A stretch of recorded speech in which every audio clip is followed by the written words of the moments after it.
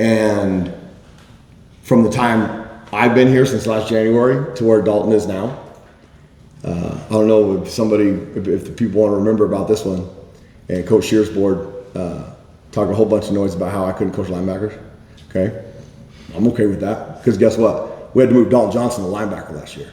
And Dalton Johnson and Tay Brown were the two most productive players on our football team last year on that side of the ball. Dalton Johnson gives us an opportunity.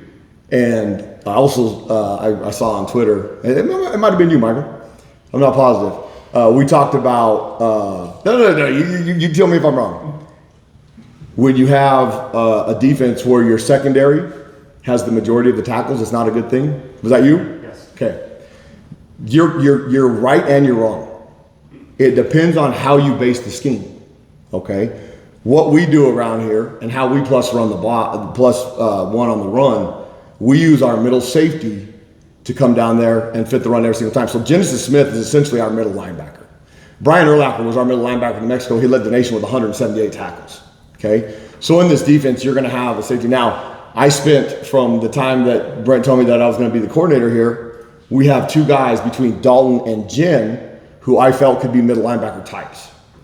And we've done some stuff schematically that they don't know which middle safety or which deep safety. It gives you almost have a cover two look. Which middle safety is going to come down and be the middle linebacker between Dalton and Jen, and we can flip it by call, we can flip it by formation, we can flip it by coverage.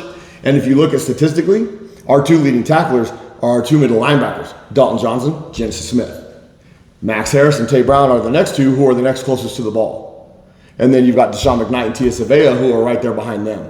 So our scheme is designed for a guy because we have a guy like Dalton Johnson who can play in the deep middle and play in the deep half, and Genesis Smith who's probably the best post safety in the country. But they can come down and be a linebacker 7 yards and make the majority of the tackles because the center cannot account for a guy that's 12 yards deep in the middle of the field in the run count. Impossible. And so the design of that and how we were able to do that, and I spent a ton of time between December and spring and trying to figure out how can we get those guys to where they have no idea who it is, because now it's really tricky. They're having to account for two different guys that might be the middle linebacker and where they're coming from. So Dalton Johnson is super special because he can be that piece. You can't do that with a ton of safeties. And it's really hard to find that piece in recruiting because a safety that plays linebacker usually didn't play in the box. And come and ask those guys, ask the old lineman and ask Mally and ask Tia how loud it is down there when there's live bullets, when you've got 330-pound guys trying to cut your neck in half, okay? And so you got a safety that wants to fit down there in that box. It gets really, are they tough enough or are they not? And so Dalton is.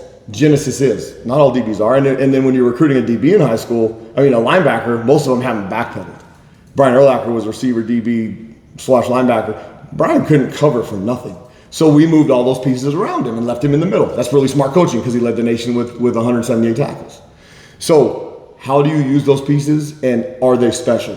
Dalton Johnson, Katy, Texas, Houston, Texas, the football hotbed. Nobody talks about how the great football is in New Mexico. We'd crush Texas if we had a chance. Am I not wrong? Huh? Santa Fe, St. Michael's, are we not going to compete in Texas? Probably not. But the hotbed that we have right there, with what we're doing with Dalton and those guys, he's a special person. And seeing him get an interception and the fumble recoveries, and we're third in the nation right now in interceptions. We're fourth in the country in game turnovers. I talked a bunch of noise back here in the spring, and y'all thought I was crazy because we have enough talent. And those guys give the players all the credit because they're the ones making the plays. I don't make a single play. Probably screw them up more than I help them. What else? That was only one question. We're on a roll now. What's the timer, Coach here? You talked about third down. Sure. Kind of like the down that caused the issues defensively, but it seemed like you executed well on first down, and then second down that you had a lot of big runs right there to set up those third down situations. Do you think that was just schematically kind of like what Dalton was talking about, having to account for bear running there? So they do, when they plus one you with the quarterback run, yes. Second 10 statistically, we actually did, like you said, we had success on first down. I think we lead the Big 12 in tackles for loss, and we're like fourth in the country in tackles for loss. I think we're in the top 25 in sacks because we're getting good pressure on the quarterback with the four-man rush too. On those second and 10, a couple times early, they got me because statistically they had been heavy pass, especially after an incomplete pass, they were heavy run. But after a run or a negative play, they would throw the ball on second down. They got me early on a couple of run stunts that we did away from the quarterback run, and the guys got them on the ground. The third downs that we weren't great on, and we've been really good on third and short all year long. 3rd and 1 to 3, I think the offense has a huge advantage. They whooped our tail on Friday night. Saturday night. They were 4 or 5 on third down from 3rd and 1. 3rd and 1 to 2, really. 3rd and 3 to plus, they were 3 of 12. That's frustrating because the championship down we won, they were 2 of 6 in the championship down. They were 1 of 6 on 3rd and 10 or 3rd and 7 plus. But we usually break even or do better on the 3rd and 1. And because of the quarterback run, they got us twice. They did have to throw it twice on 3rd and 2. And then we caused a fumble on the chain debacle on the 4th quarter, which if we get on that football, it's a beautiful punch out by Jimson Smith. And we have 2 corners that come together, and I don't know how we don't end up with that's the difference between winning and losing a game. And so the championship down, we won the championship down. We didn't lose. We didn't win 3rd and short, and they ended up 8 of 16, which was probably the difference in them winning the game. Michael and then Brian. I don't really know why fans have kind of dismissed the loss of Trey Smith, who's obviously a very good player when healthy. Mm-hmm. I'm not sure he was healthy after his initial injury, but how are you kind of assessing how you're going about replacing him? And is Mays Pace a bigger role than you maybe envisioned? If you saw Saturday, we were a little bit more 3 linebacker personnel, with Riley getting extensive reps and Chase Kennedy being fully healthy. We can smite that rotation between Tia, Deshaun, Leroy, Julian, Malachi, Mays, and then you work in Zach Seal up a little bit on the inside. On our goal line, we put 5 D linemen in there. They didn't move us an inch. Maybe we should have left them. Now they spread us out, so we couldn't have. But how are we going to use Mays and Dom and Mally? And then what can Tia and Deshaun give us? If Deshaun got, it was really disappointing. He's got an oblique, strain or whatever they call it in his mid. He practiced his tail off today, and nothing. That if you ever had an oblique injury, it's very painful. He finished the entire game. It was on his tackle for loss. We've got to be able, and Trey Smith is a vital part to what we do defensively because he's so physical. And on the statistics, it wasn't showing up for him having significant tackles for loss, sacks, and all that stuff. But the disruption he has, if we would have put him on the tight end to the tight side, it would have been a little bit harder for them to run, the quarterback runs, because he can eliminate 2 people because of his power. Here's what Trey Smith and the positive to, and I told him when we sat down and the young man was heartbroken and shattered and really wanted to play through his injury. God's plans are bigger than ours. And Trey Smith has not gone into a season in the last 2 years without something. He had surgery on his shoulder to fix his collarbone in the spring, and so or really early summer. So he missed the majority of summer weightlifting, recovering from that. Last year he had a high ankle deal, and he had a foot deal, and he had a shoulder injury. So we were trying to get him from game to game every week with minimal practice, which hurt his development. And then he has such a physical presence that you try and get him to Saturday. Well, we decided to have the surgery right now. We can get Trey another year of eligibility through the paperwork because he didn't play in the majority of the games. He only played in 3 games. And if we can get Trey Smith healthy with a full year and a half of development under Coach Salavea, I'm super excited for what that can do for our front next year with him and Mays and Ezra and Leroy and Julian. We have some pieces with Zach and stuff, and then we'll go find some more in the recruiting that we have. The ones that we have, there's a couple of them committed right now that we think can possibly play as freshmen, which is really hard to do on the D-line. But like I said, God's plans are greater than ours, so he has a plan for Trey Smith, and we're going to take advantage of what we can in that moment. But we're going to miss him. Brian and Jason. First impressions on what you've seen from Houston, and do you think that based on where BYU did the quarterback run, that they might try to implement that more than they have? They've used it quite a bit. And let's talk about Willie Fritz for a minute. What a phenomenal football coach Coach Fritz is. Phenomenal. The success he had at Sam Houston, the success he had at Tulane. what he's doing right now at Houston. And if you go back and look at his career path from year 1 to year 2, year 1 not always good, year 2 phenomenal. And they're on that path right now. They're 5-1. Connor Wigman was the number 1 recruit in the country quarterback in the country coming out in 21 when he went to Texas A&M. We played against him in 23 when I was at New Mexico. Dean Connors, number 44. I mean, they've done a great job. They did a great job with the transfer portal. Everybody on their front 5 on the offensive line, except for Demetrius Hunter, the center. He's the anchor. He's been there since 22. Everybody else is brand new, whether they transferred in, and they've done a good job of putting those pieces together. Okay, Amari Thomas has like a ton of records at UAB. They put him in the slot. They put him outside. I think he's really dangerous. The number 9 tight end, Koziel, that's the second leading receiver. He's got over 30 catches. So they're doing things schematically to get their ball players opportunities to make plays. I think Amari makes a ton of them. The running back, Connors does a great job of making you miss in space. He does a great job getting vertical. And I don't know if you guys watched the Oklahoma State game, but he made a catch. It was funny. We're showing it last night, and somebody yells out, "That has to be AI." That's how good of a catch it was. It was phenomenal. So they got some athletic ability, and what Coach Fritz has instilled in the belief in their program. It's going to be a hell of a football game on Saturday morning. I mean, you got 2 good teams that believe they're good. So we're going to smash into each other, and it'll be a hell of a deal. They're good on defense. We're good on defense. We're good on offense. They're good on offense. So it's going to be a hell of a football game. So give Coach Fritz a lot of credit. When you as a defense go on the road, what are the biggest challenges in terms of just overall operation and all that? Beyond just... For us, 0. It is not loud when we're on the field. I mean, all the quarterback has to do is do this, and it shuts up. And I was disappointed with the BYU contingency on Saturday because I was hearing all week long it was going to be 40% stadium. They had a great contingency over in that corner, but it wasn't nearly as many as I thought it was going to be.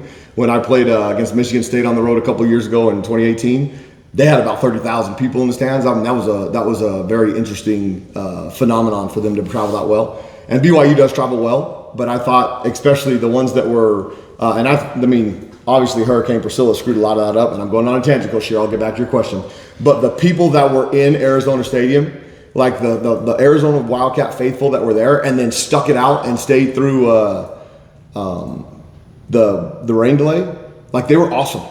They were outstanding. And when BYU started chanting BYU in the fourth quarter, and the U of A contingency was like, no, screw you, U of A. I mean, that was phenomenal. Like that's what college football is about. And so when we go on the road, when we were at Iowa State, it wasn't loud when we were on the field. The communication, we can communicate easier than when Seth and those guys are on the field. And when we have to practice crowd noise and all that stuff, it ain't for us. It's for when they're out there offensively. I'm looking forward. I mean, I haven't been to the new stadium there in Houston.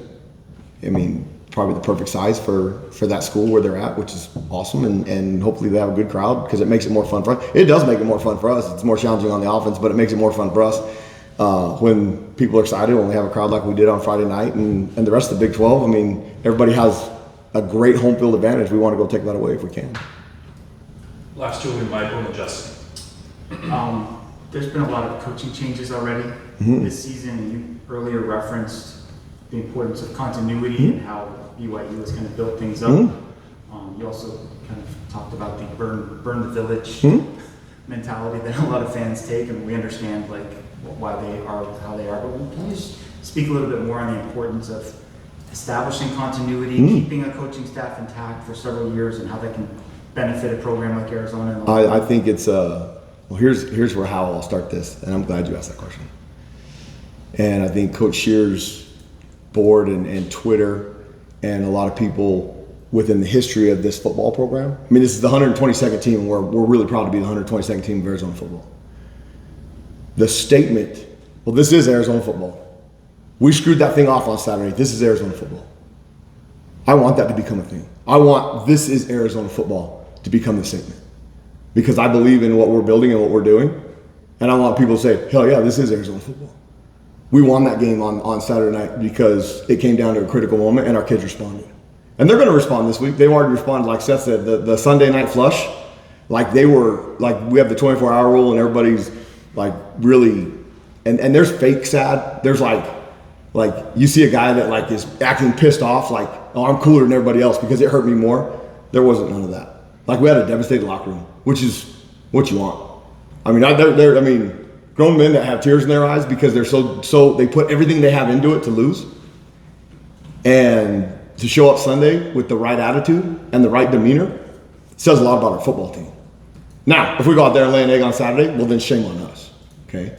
I think we have good enough players that believe in what we're doing in all three phases that they're going to work their tails off and show up on Saturday. And Saturday is going to be just like this. And we got to find a critical moment to flip the game on Saturday morning. So the continuity that I talk about, and there's bad continuity too now. I mean, when you get as a head coach, oftentimes you can become entitled if you're winning too much, and people get tired of your tale. They don't want to hear the same thing. People will get tired of hearing me talk every week now. Everybody's excited about it right now because we create some fun positivity. But if we suck, they'll get tired of listening to me. Okay? If you're good, you probably have a 7 to 10 year run where people will enjoy you. And then after that point, 7, 8, 9, 10 years, you better be winning championships or they're tired of your tale. And it's time for something else. Okay? If you're winning championships and you're winning now, in the history of Arizona football in 122 years, we've won 10 games 4 times. Coach Tomey did it twice. That's pretty freaking phenomenal. Okay, well, let's change that. Let's find a way to win 10. Let's find a way to win 10. Let's find a way to win 8, 9. Compete for a championship and get in that mold and build it. You can't do that in a year and a half. And then make a change and do it in another 2 years and then make a change and do it another 2 years and make a change. Like, I'm not an administrator. I'm not smart enough to be an administrator. I didn't go down that path.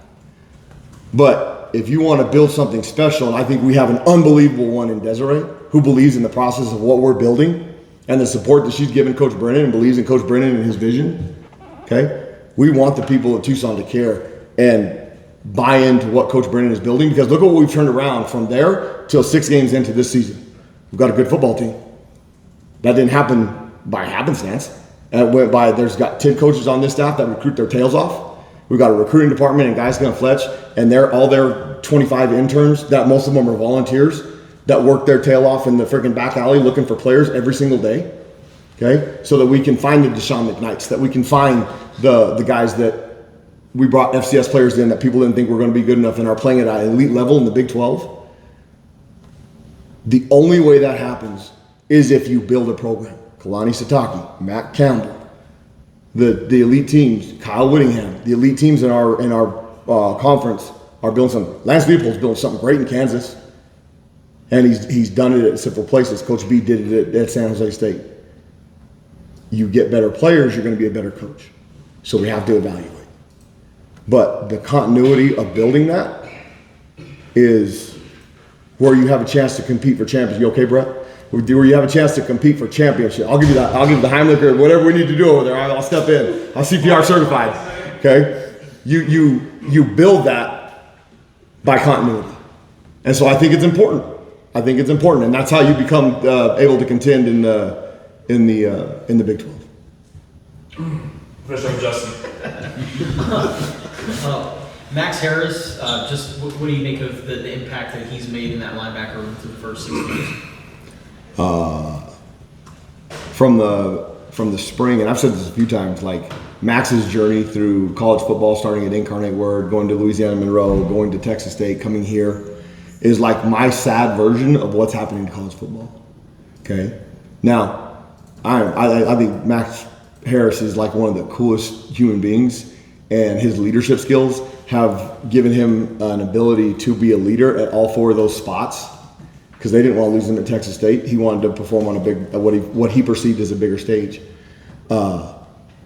He fit in early in spring, and we had a deal where we were doing a team building competition with this group called The Program, which was awesome, by the way, where it's like a kind of a Navy SEAL training-ish type deal where you put them through, and they asked for somebody to step up to be a leader. Bam, that sucker ran out and was the first one to hop out in front of the football team, a new guy. And nobody batted an eye. Everybody was like, yeah, his voice through spring ball. And to be a leader, in the reality of it, to be a leader, you have to be a good player. Like, you can't be a leader and be a fake guy. Doesn't work. Like, people won't follow you. They'll see right through you.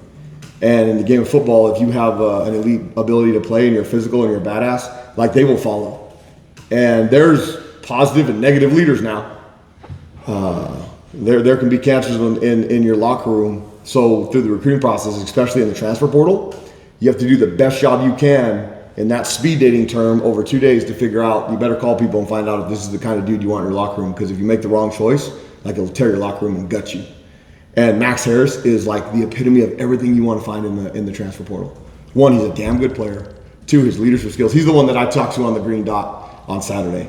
And it's an interesting, I mean, I look like a freaking robot when I'm putting this whole suit on because you got a walkie-talkie here, you got the mic com for the coaches, you got a button here. And so I push the button and whether we want to look back over for the sideline to get a new signal, or if I want to just tell Max like what to do, he can get it communicated to everybody and they listen. And you can't do that with everybody. And you could screw some kids up by talking to them during a play like that deal, and then it cuts off for 15 seconds, and like you don't have to worry about that with him. So we've got a great leader between him and Tay Brown, and Tay Brown is like I love Tay Brown. He's like the guy that nobody wants on your team. He's not flashy, he's not sexy, but the dude has 14 tackles, and he's probably the toughest sucker on your football team. And he's got a beautiful girlfriend, and I tell him all the time, dude, like take care of her, like because if you don't, somebody else will. And you know what? You want to marry that, and if you don't take care of her when you're not together, like when you get with her or whatever, or you call her on the phone and tell her how much you love her, because if you don't, somebody else is going to, and boom, she's gone. Like that's everything in life. I tell all of our guys that. Like I try to make sure that Sandra knows that I think she's the greatest, most beautiful thing in the world, because I don't want somebody coming in there and trying to swipe her from me. And so Tay Brown and Max are like the anchor of what we have inside. They play almost every play. I mean, Tay's 14 tackles. He's trying to catch Jen and Dalt. Tell them it's probably a pipe dream because of the way we set those guys up for where they are, but they take challenge to it. So now through 6 games, we played good. We haven't played elite. We have enough talent to be elite. We have to be detailed in those moments to finish that. I said it in March. We want to be a top 15 defense in the country. We are right now. We got 6 games to prove it, to finish this thing off. And I challenged our defense the other day. Let's be top 10. Why stop there? Why not be top 5? Like, let's go out there. But to do that, you have to execute, be detailed, and dominant. And we're going against the top 25 defense, and I mean they're averaging almost 400 yards a game on offense. Coming in, they rush it for over 160. They throw it for 2 something. I mean, it's a great challenge, and they're a really good football team that's really believes in what they're doing, and they're 5-1. So you got a 4-2 and a 5-1 team in the Big 12 at 11 o'clock Central Texas time on Saturday on what? Was Fox Sports 1? Like, hell yeah, let's go do this. Okay, 24 hours ended after we gutted ourselves against BYU. Okay, so be mad at me about not getting the defense out there and finishing that damn thing when we had a chance. And you know what? Let's move on together as a community, as a football program, and as a team, and let's go get the one in Houston, and then fill this place back up when we come back here after the bye week. And we go get Colorado, and then we come back here. Like, buy into what we're building here. Buy into the Wildcat football community. Keep that statement. Whoever wrote that down, like, oh crap, this is Arizona football. Hell yeah. Oh crap, this is Arizona football. Like, let's build that. And if we recruit good enough players, let's build it. Let's have fun. But give Coach Kalani and their football team credit, because they found ways to win the game when it was online. We didn't. And so we got to learn from it, move forward. We've moved forward. We'll teach the details and demand them even better, and the players. But the best part is, regardless of what we do, because coaches don't play or players win games, okay, they'll demand the details from each other. And on a couple of the mistakes when they're coming off the field, this is how I know we have a chance to continue to be good, is those guys are talking out what the thing is. Like, they're telling those guys, hey, you're supposed to do this, get your ass there. Like, we got a chance. They're not fighting, they're holding each other accountable. And the accountability part of Red Line, like, hell yeah, let's go do this. So show back up, Tucson. Don't give in. Burn the village down for a day, put the fire out, and then come on, let's go. Let's keep this thing building.